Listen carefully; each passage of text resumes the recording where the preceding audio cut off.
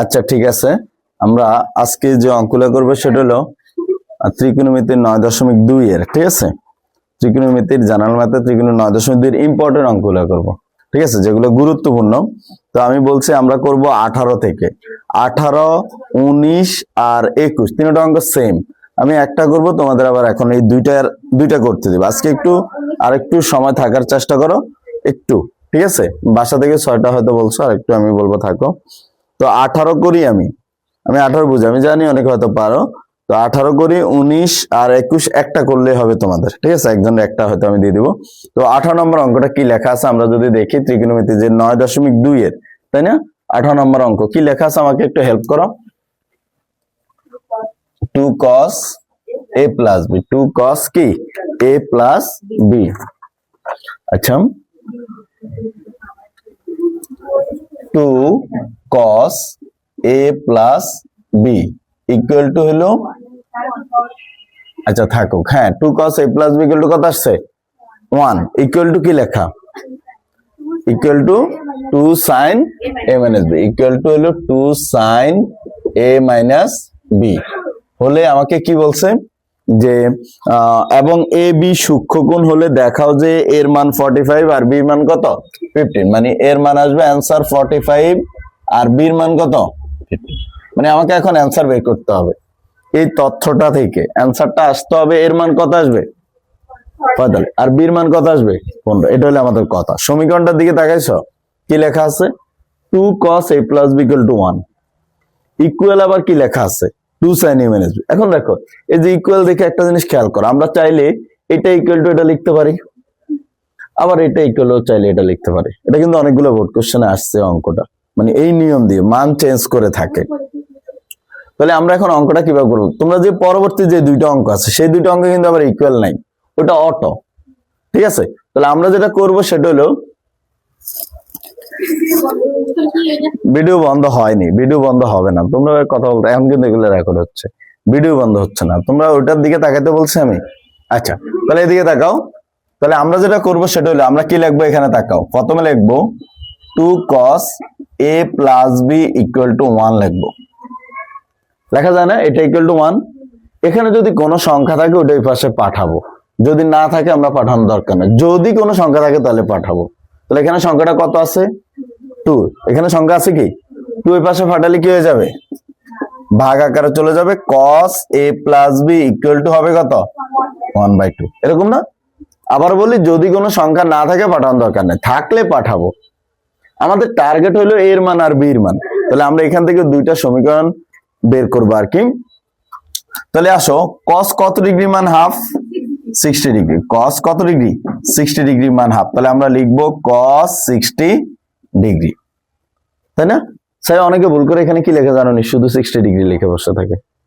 Half হলো cos 60 ডিগ্রির মান, হাফ হলো কত ডিগ্রি মান cos কত ডিগ্রি 60 ডিগ্রি। আবার খেয়াল করো 2 গুণ আকারে ছিল, ভাগ আকারে পাঠাইছি, হাফের জায়গায় লিখছি cos কত ডিগ্রি 60 ডিগ্রি, উভয় পাশে cos আর cos বাদ, তাহলে কি আসে a plus b equal to কয় ডিগ্রি, a বের হইলো একটা সমীকরণ। প্রথমবার আমরা এটা ইকুয়াল টু এটা লিখছি, এবার আমরা এই মানটুকে ইকুয়াল টু আবার এটা লিখবো, আবার দিয়ে সেটা কি দেখো তো 2 sin a minus b equal কত 1। সেখানে 2 আবার কি আকার আছে গুণ আকার আছে, এটা কি আকারে যাবে ভাগ আকারে। তাহলে আমাদের কি দাঁড়াচ্ছে sin a minus b equal কত হাফ। sin কত ডিগ্রি মান হাফ 30 ডিগ্রি, sin কত ডিগ্রি, তাহলে আমরা লিখবো sin a minus b equal two sin কত ডিগ্রি 30 ডিগ্রি। আমার কথা বুঝছো, আগের মতো না, আগেরটার এটা সেম প্যাটার্নে করছে, এই লিখতে পারবা আগে বুঝো। sin a এখানে হাফ মানে sin কত ডিগ্রি মান 30 ডিগ্রি, উভয় পাশে আবার কি বাদ যাবে sin, এই sin আর এই sin বাদ যাবে, থাকবে কি a minus b ইকুয়াল কয় ডিগ্রি 30 ডিগ্রি। 2 নং সমীকরণ দেখো। তাহলে আমরা একটা সমীকরণে পাইলাম a plus b equal to 60 degree, আর একটা আসলো a minus b equal to কি ডিগ্রি 30 ডিগ্রি। পরের গুলাতে কিন্তু অটোমেটিক সমীকরণ গুলো ওরা দিয়ে দিছে, শুধু দেওয়া আছে দিয়ে একটা সমীকরণে লিখবা, ওটা থেকে একটা সমীকরণ বের হবে, আরেকটা আবার দেওয়া আছে দিবা এবং দিয়ে আরেকটা সমীকরণ লিখবা, সেটা থেকে আরেকটা সমীকরণ বাড়াবো, এরকম দুইটা সমীকরণ বাড়াবো। একটা হলো a plus B equal to বেরিয়েছে, আর একটা ওইখানেও সেম এরকম সমীকরণ বাড়িব। এবার এই দুইটা সমীকরণের মধ্যে তফাৎ কি? একটা প্লাস আর একটা কি মাইনাস না? তা আমরা যদি যোগ করি, যদি 1 নং আর কয় নং 2 নং যদি যোগ করি, তাহলে বি আর বি কি হবে? কাটা চলে যাবে, থাকবে কে? এ আর এ, তাই না? তাহলে আমরা লিখবো কথাটা 1 আর কত যোগ করব? 2 যোগ করব। তাহলে 1 নাম্বার সমীকরণটা আছে কি? a প্লাস বি, বাম পাশে a প্লাস বি আছে না?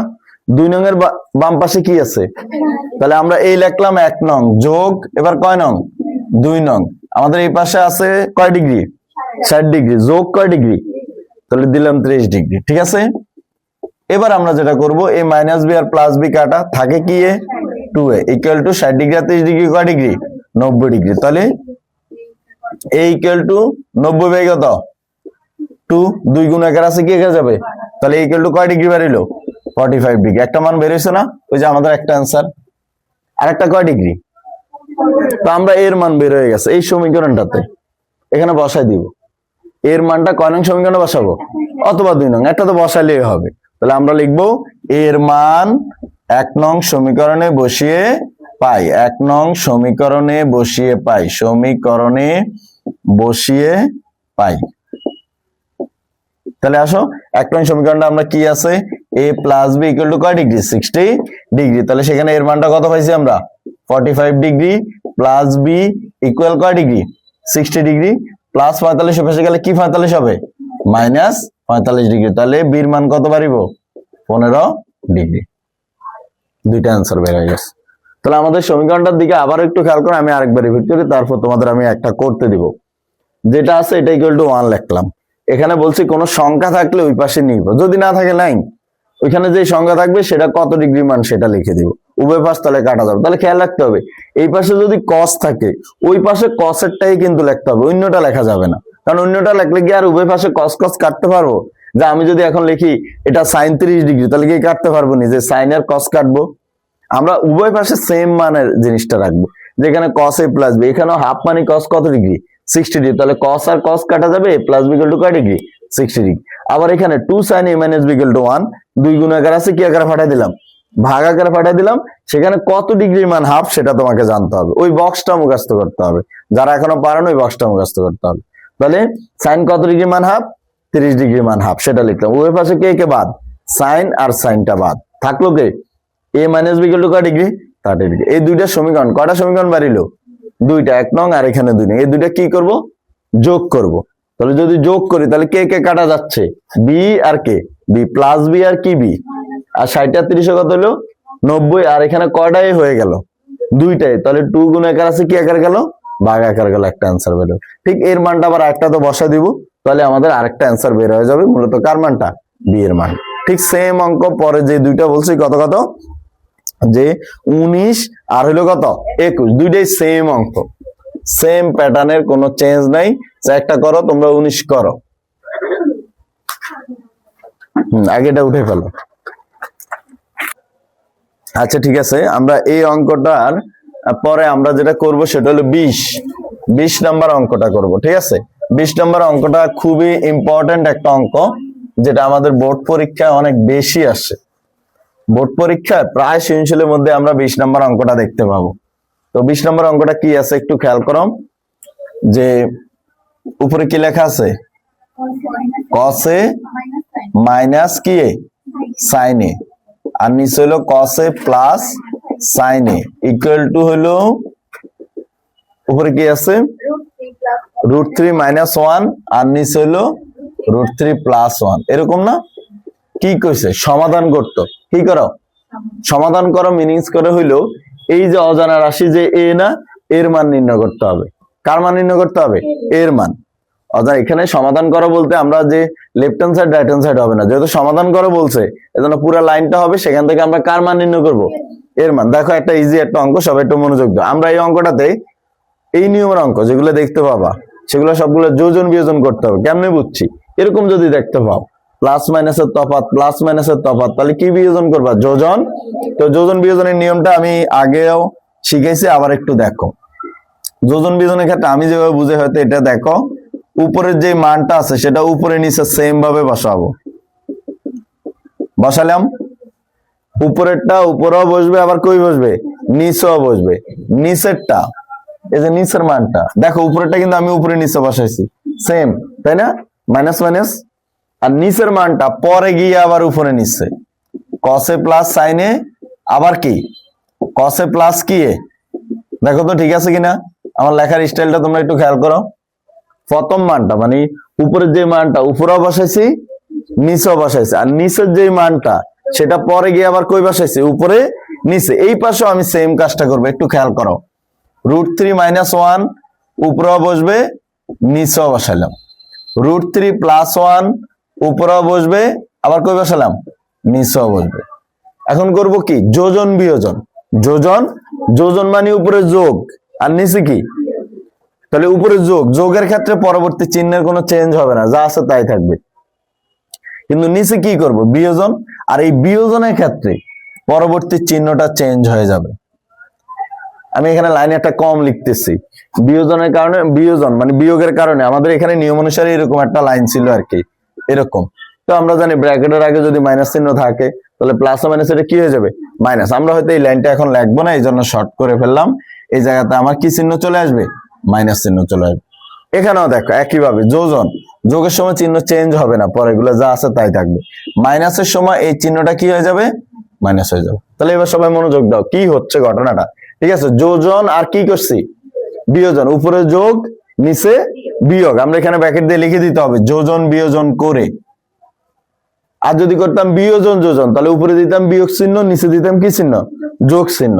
এখন দেখো এই যে মাইনাস সাইনে আর এটা কি সাইনে, তাহলে একটা মাইনাস আর একটা কিসের, প্লাস, আর তাহলে কি যায়, নিচে তাকাও, মাইনাস কসে আর এটা কি কসে, তাহলে এটা আর এটা কাটা। এরপর আসো -1 আর কি 1 কাটা যায়, +1। এখানে আবার -√3 +√3 কাটা যায়। দেখো তো তাহলে থাকে কি, উপরে কি থাকতেছে খেয়াল করো, কয়টা কসে থাকে, দুইটা কসে, তাহলে আমরা লিখবো 2 cos a। নিচে কি থাকে দেখো তো, -2 কি a sin a ইকুয়াল কয়টা √3 এখানে থাকে, 2√3। আর নিচে কে থাকে, -1 কি 2, খেয়াল করছো তো। তাহলে দেখো উপরে আর নিচের 2 কাটা, এখানেও উপরে আর নিচের 2 কাটা, উভয় পাশে মাইনাস দেখতে পাচ্ছ, সেটাও কি যাবে, বাদ যাবে। উভয় পাশে মাইনাস, বর্জন বিধি অনুসারে বাদ, এই মাইনাস আবার এই মাইনাস দুইটাই বাদ। থাকে কে, কসে বাই কি এ, কসে বাই সাইনে কার সূত্র, কসে বাই সাইনে হইলো কট এ, কসে বাই সাইনে কি এ, কট এ। টেনে হইলো সাইনে বাই কস, যদি উপরে সাইন থাকে নিচে কস থাকে। আর এখানে শুধু কে থাকে, ঠিক আছে, যেহেতু আমার এর মান নির্ণয় করতে হবে, তাহলে যে কোনো মূল্যে কট বাদ দিতে হইব। তাহলে এই পাশে কট কত ডিগ্রি মান, √3 তোমাকে সেটা জানতে হবে। কট কত ডিগ্রি, 30 ডিগ্রি। তাহলে আমি কি √3 বদলে লিখবো কট 30 ডিগ্রি। আর এই পাশে কি লেখা, কট এ। তাহলে উভয় পাশে কে বাদ, তাহলে থাকে কে, এ ইকুয়াল টু কয় ডিগ্রি। ইম্পর্টেন্ট একটা অঙ্ক। প্রথমে যোজন বিয়োজন করছি, যোজন বিয়োজনের সময় মনে রাখতে হবে যোগের সময় চিহ্ন চেঞ্জ হবে না, বিয়োগের সময় পরবর্তীতে কোনো চিহ্ন যদি থাকে সেগুলা কি করে ফেলতে হবে, চেঞ্জ। তারপরে কাটাকাটি করছি, তারপরে এই সূত্রটা করে আমার অ্যান্সারটা চলে আসছে।